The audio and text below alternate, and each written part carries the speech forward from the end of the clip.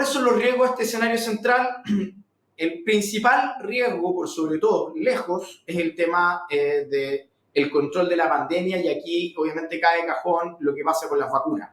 En ese sentido, nos gustaría ver de que la efectividad de las vacunas sigue siendo las que se confirmaron en la fase 3 de las diferentes, en los diferentes países con los diferentes laboratorios. El tema de la distribución es obviamente un tema bastante desafiante, como pudimos ver en la otra lámina, y también tenemos que ver de que haya una aceptación generalizada de la población, porque si tenemos una buena efectividad, una buena distribución de la vacuna, pero la gente finalmente no tiene ganas de vacunarse, eso obviamente va a complicar el tema del control de la pandemia.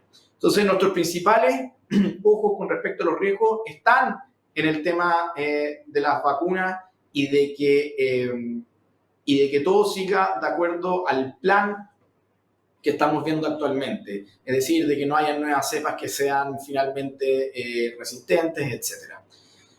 Con respecto a las elecciones presidenciales, nosotros veíamos más que un riesgo en términos de las elecciones en sí mismas, son las nuevas medidas de confinamiento que pueda adoptar la nueva administración de Estados Unidos. Nosotros sabemos que Joe Biden ha sido muchísimo más proclive a tener confinamientos más duros para controlar la pandemia, y eso obviamente pone en riesgo en algún grado la actividad económica. Así que vamos a ver cómo va a ser la actitud de este nuevo presidente cuando suma el 20 de enero con una situación sanitaria súper complicada en Estados Unidos. Vamos a ver si es que toma más medidas de confinamiento, lo cual obviamente es un riesgo para la actividad.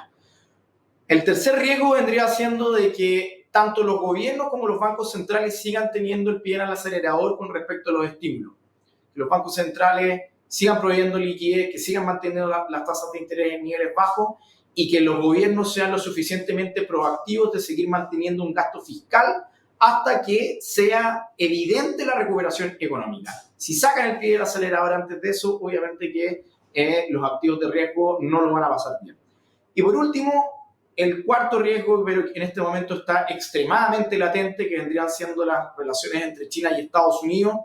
Sin embargo, todos sabemos de que esta situación no va a parar con la nueva administración, aunque obviamente va a tomar un tono muchísimo más, mucho menos beligerante, la verdad, con respecto a cómo lo hacía el presidente Donald Trump.